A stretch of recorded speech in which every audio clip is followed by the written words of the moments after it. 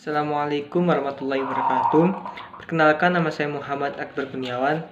Saya berasal dari Fakultas Ilmu Tarbiyah dan Keguruan, jurusan Pendidikan Ilmu Pengetahuan Sosial. Di sini saya akan menyampaikan resum yang pertama di hari pertama PPAK yang disampaikan oleh Profesor Dr. Umi Sambulah, MAG. Di UIN Malang terdapat 7 fakultas untuk sarjana dan 15 prodi untuk pasca sarjana yang ada di lingkungan Universitas Islam Maulana Malik Ibrahim Malang, baik level S1, S2, dan S3.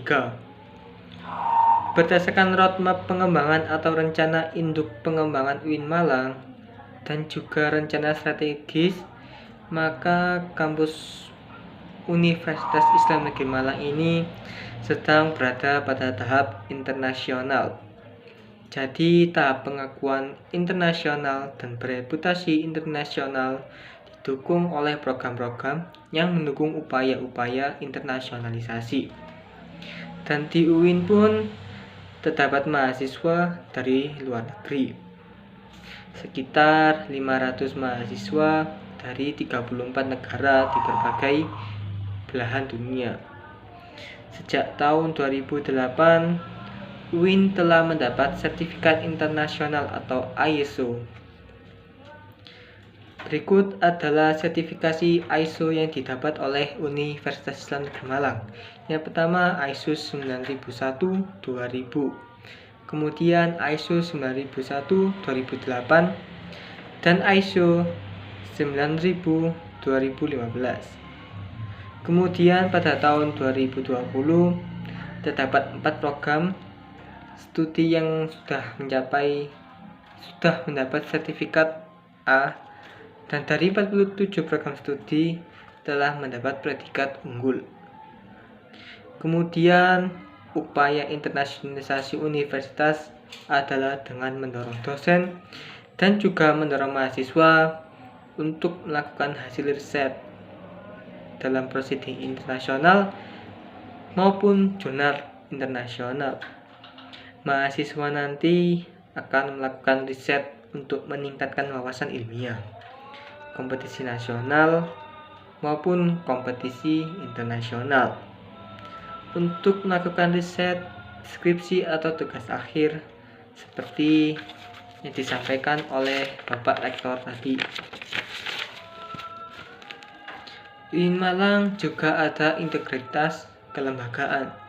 Jadi ada integrasi keilmuan dan integrasi kelembagaan dengan memadukan pendidikan tinggi dan ulul albab, yaitu kedalaman spiritual, akhlak, kemudian keleluasaan ilmu, kemudian persoalan akademik, proses pendidik dan pengajar berlangsung selama 8 semester. Minimal ada 150 hingga 160 SKS dan diselesaikan dengan skripsi, dan juga ada PKL dan juga ada KKN. Kemudian saya akan melanjut resum, yaitu resum yang kedua yang disampaikan oleh Bapak Dr. Ahmad Fathah Yasin, MAG.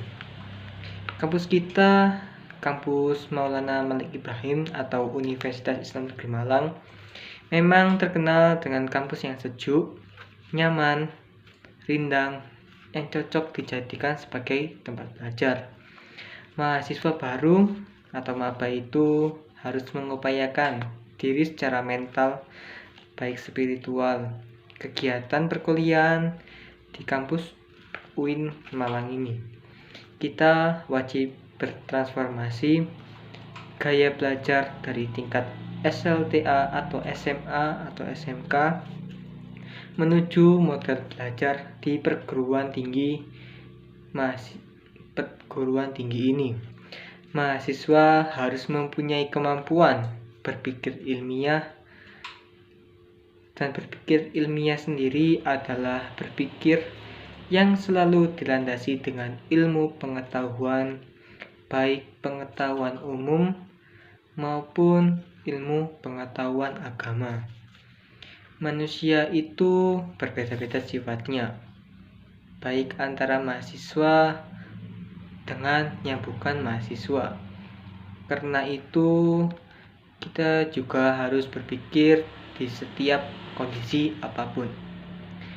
Terlalu banyak pikiran bukan sekedar berpikir, tetapi harus mewujudkan dalam bentuk perilaku-perilaku positif. Mahasiswa juga harus berpenampilan sopan, rapi, dan lain sebagainya. Sekarang bukan masa SMA atau SLTA atau SMK. Kita sudah beranjak pada perguruan tinggi. Kita mesti harus mengubah sifat, mengubah perilaku kita, merubah penampilan agar kita menjadi mahasiswa yang rapi, mahasiswa yang teladan. Kemudian saya akan melanjutkan resume yang pertama pada hari kedua. Yang pertama adalah tentang tema. Tema adalah organisasi intralingkungan di lingkungan kampus, yaitu di lingkungan fakultas. Fungsinya adalah sebagai pelaksana program kemahasiswaan, lembaga yang mengkoordinasikan dan menginstruksi pelaksanaan kegiatan. Tugasnya adalah melaksanakan program kerja organisasi yang telah disepakati oleh SEMA atau Senat Mahasiswa. Kemudian mengkomunikasikan dan menginformasikan kegiatan mahasiswa, serta mensinkronasikan kegiatan mahasiswa. Terdapat 6 kementerian yang ada di Dewan di DEMA, yaitu adalah terdapat Kementerian Luar Negeri, Kementerian Dalam Negeri, Kementerian Sosial, Hukum dan Politik, Kementerian Agama, dan Kementerian Pengembangan dan Kreativitas, serta Kementerian Komunikasi dan Informasi. Kemudian melanjut resum yang kedua pada hari kedua tentang Senat Mahasiswa atau SEMA. SEMA adalah lembaga legislatif yang ada di universitas yang mengoordinasi DEMA, UKM, dan HMJ. Di awal pengurusannya merumuskan perundang-undangan dan peraturan di Universitas Islam Negeri Malang. Fungsi SEMA adalah sebagai advokasi, yaitu menjembatani kendala mahasiswa dan mengajukan aspirasi ke posko aspirasi. Tugas SEMA yaitu mengawasi dan mengontrol DEMA-U, memfasilitasi aspirasi mahasiswa, memberi pengesahan peraturan DEMA. Wewenang SEMA adalah mengawasi hasil sidang SEMA. Kemudian terdapat 4 komisi yang ada di SEMA. Yang pertama adalah Komisi A atau Komisi Advokasi.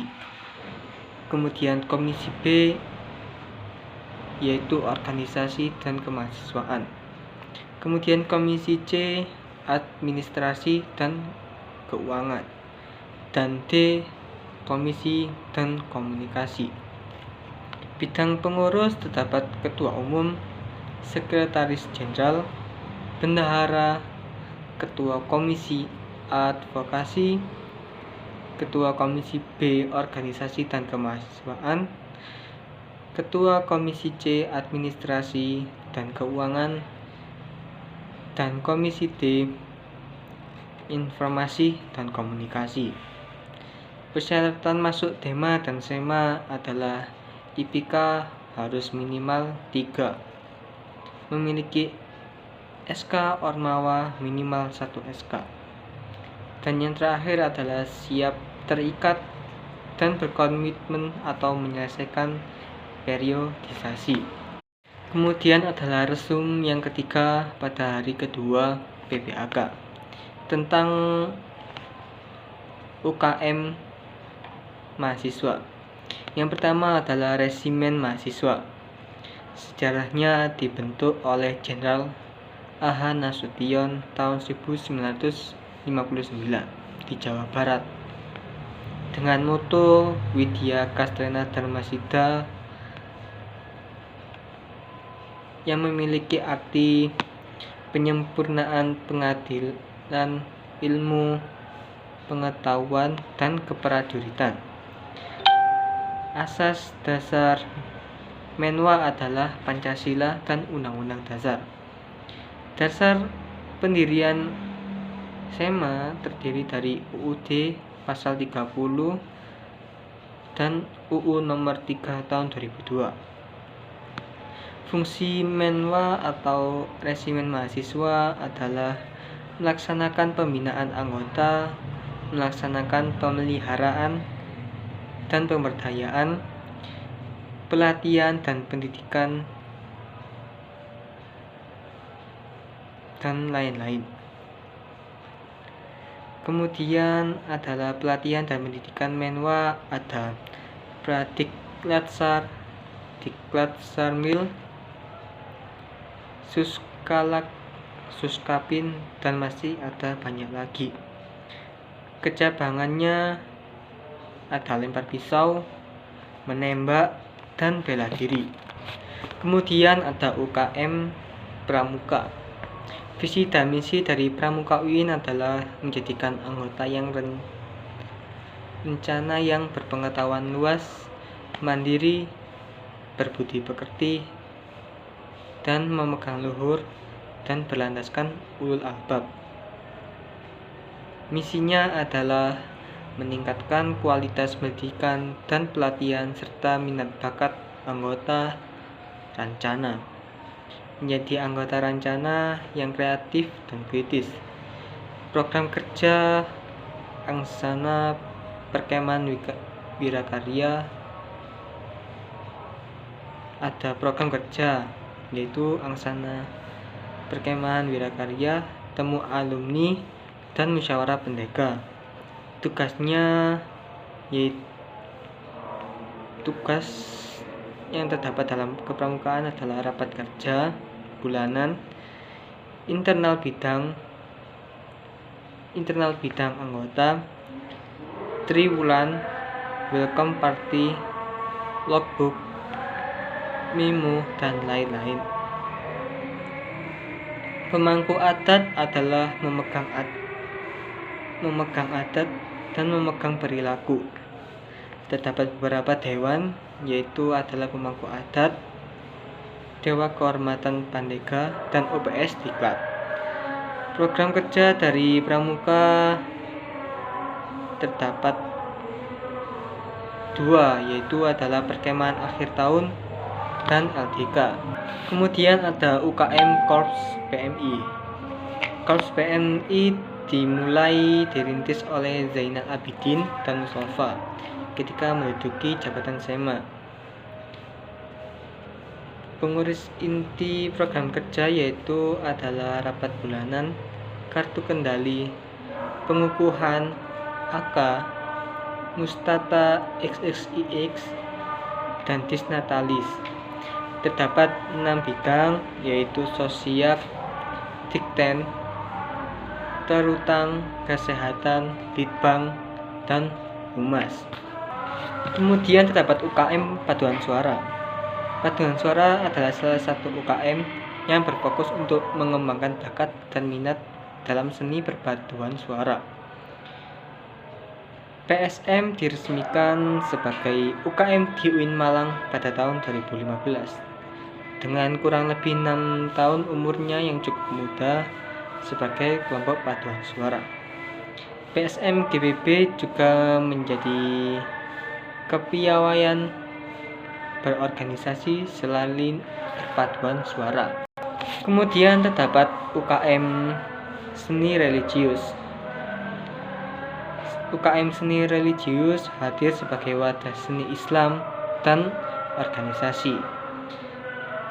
Ada beberapa divisi seperti divisi qiraah, kaligrafi, MC, dan lain-lain.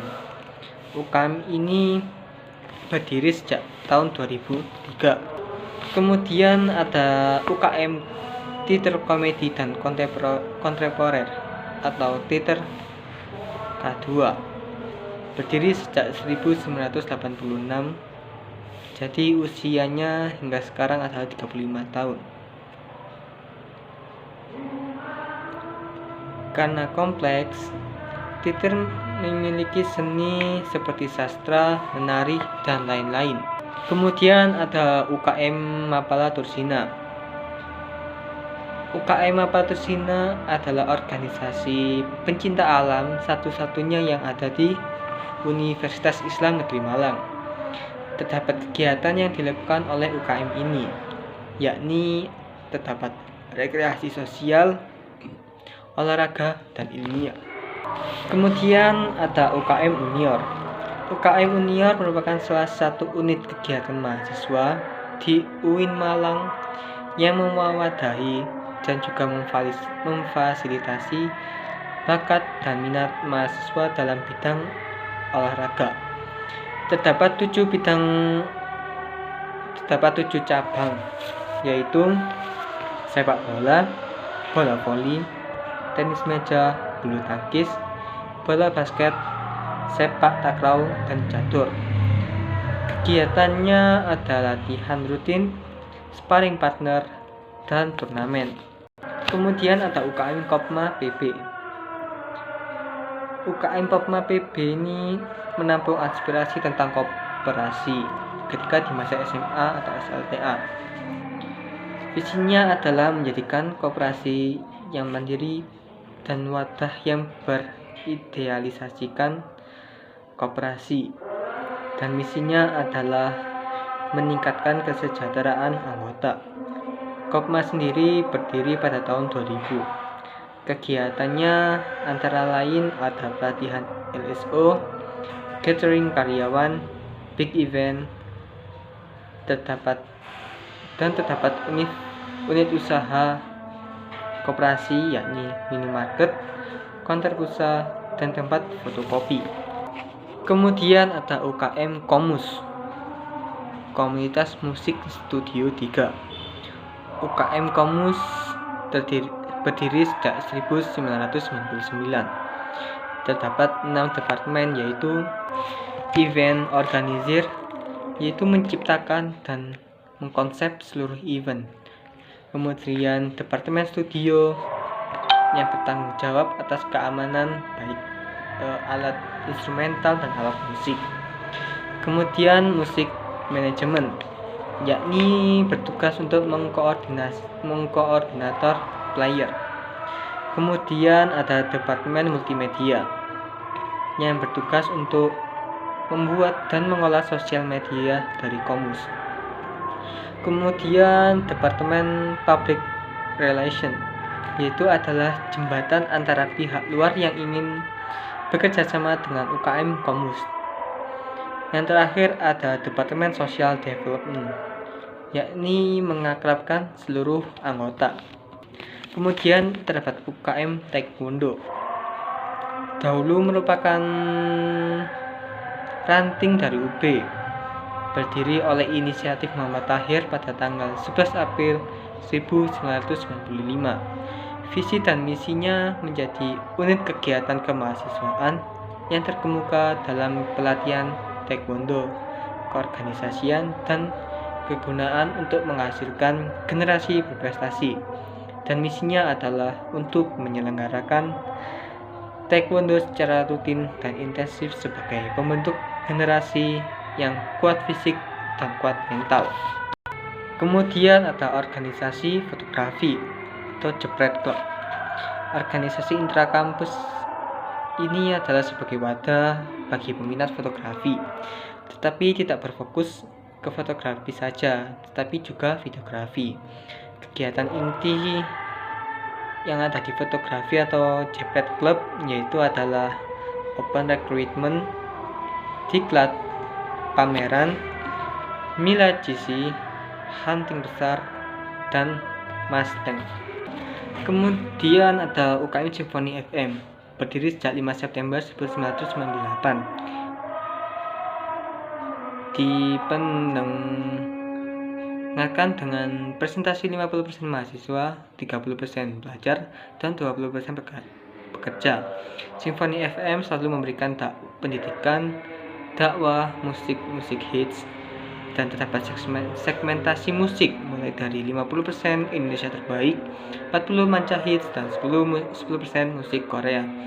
Dengan beberapa program harian yaitu Simfoni Morning Show, Free Times, Let's and Relax, Hai Indonesia, dan Mizan, Halo Kampus, serta Freelance.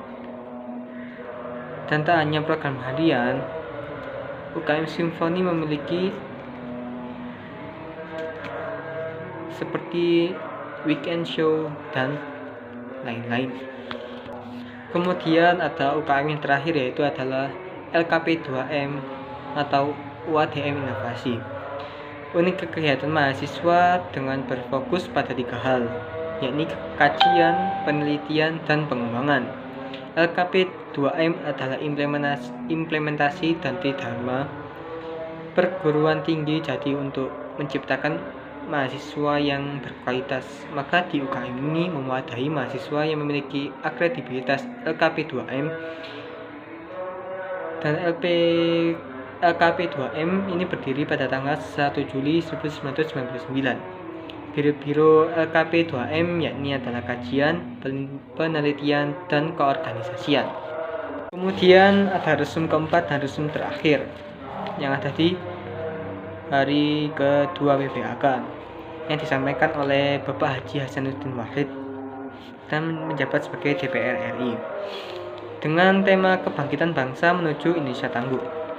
Kondisi negara kita sekarang masih belum melandai, walaupun sekarang yang ada di Kota Malang sudah turun ke level 3. Kunci mengendalikan coronavirus ada 2, dengan vaksinasi, dan Bapak Presiden mengatakan adalah menargetkan 70% masyarakat sudah divaksinasi. Yang kedua adalah disiplin protokol kesehatan. Rata-rata kesadaran di desa masih rendah tentang hal-hal protokol kesehatan dan coronavirus. Banyak masyarakat desa yang tidak tahu akan pentingnya PCR, antigen, dan semacamnya. Hampir seluruh dunia pertumbuhan ekonomi turun. Untungnya Indonesia memiliki pertumbuhan ekonominya yang bagus atau positif. Kuncinya hanya satu. Jika terdapat satu orang yang COVID, atau jika COVID di Indonesia meningkat, maka ekonominya akan turun. Dan jika sebaliknya, jika COVID turun yang ada di Indonesia, maka ekonominya akan bertambah. Dampak dari COVID ini di sektor ekonomi adalah melemahnya daya beli dan hilangnya pekerjaan. Di sektor pendidikan, dampaknya cukup tinggi. Contoh, banyak murid yang harus putus sekolah, membantu orang tua bekerja, dan banyak orang tua mengeluh karena anaknya sangat malas untuk belajar. Kemudian kekerasan pada anak dan resiko eksternal dan penurunan capaian belajar. Kemudian ada bantuan COVID untuk masyarakat dan khususnya mahasiswa dan murid-murid sekolah, yakni adalah penurunan UKT, SPP. Kemudian terdapat penambahan pendaftaran Kartu Indonesia Pintar dan beasiswa. Fenomena yang sedang tren saat ini ada IT, smartphone, dan media sosial. Zaman sekarang telah mengguritakan dunia nyata menjadi dunia maya. Kemudian ada 3 kekuatan yang mengubah dunia, yakni kemajuan teknologi, agama, dan pasar. Peran dan peluang UIN atau PT KIN yaitu adalah arus utama pengembangan teknologi digital, link and match dengan sektor industri, menjadi kekuatan socio-technopreneur dan epicentrum ajaran agama dan inklusif. Kemudian cara menjadi generasi unggul yaitu adalah dengan keagungan moral dan spiritual. Kemudian adalah banding ilmu pengetahuan dan memiliki digital question dan lain-lain. Sekian resum pada hari pertama dan kedua sebanyak 6 resum ini. Saya mohon maaf bila salah kata yang terbelit. Saya mohon maaf. Assalamualaikum warahmatullahi wabarakatuh.